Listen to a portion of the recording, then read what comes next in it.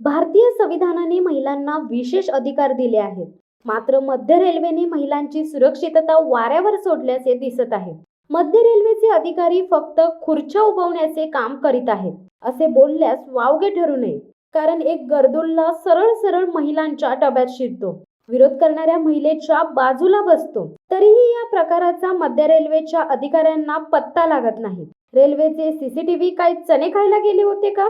CCTV ऑपरेटरचेच काम काय? त्याला स्टेशनवर महिलांच्या डब्यात चढलेला गर्दुल्ला आणि त्यानंतर महिलांना दमबाजी करून पुढील स्टेशनला उतरलेला गर्दुल्ला दिसला नाही काय? रेल्वे पोलीस होमगार्ड काय करीत होते असा संतप्त सवाल महिला वर्गाचा आहे.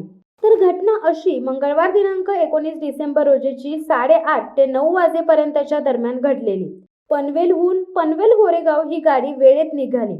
खारघरला ती 7:46 ला पोहोचली. यावेळी महिला डब्यात बऱ्यापैकी गर्दी होती. चुनाभट्टीला महिलांची गर्दी ओसरली. पुढील प्रवासात महिला डब्यात 10 ते 12 महिलाच होत्या.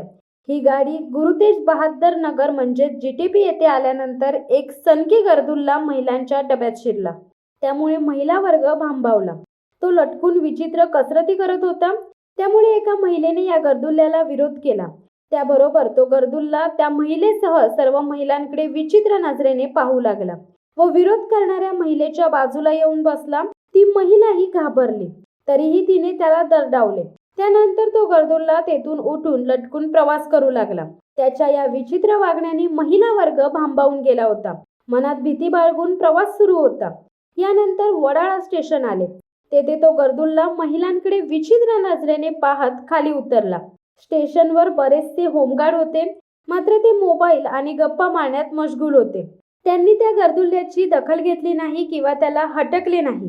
सलाम मध्य रेल्वे प्रशासनाच्या कारभाराला आणि सीसीटीव्हींना. शिवसत्ता टाइम्स न्यूज ब्युरो, खारघर. दे धडक बेधडक वृत्त देणाऱ्या आपल्या शिवसत्ता टाइम्स न्यूज चॅनलला लाल बटन दाबून सबस्क्राईब करा आणि बेल आयकॉनला क्लिक करायला विसरू नका.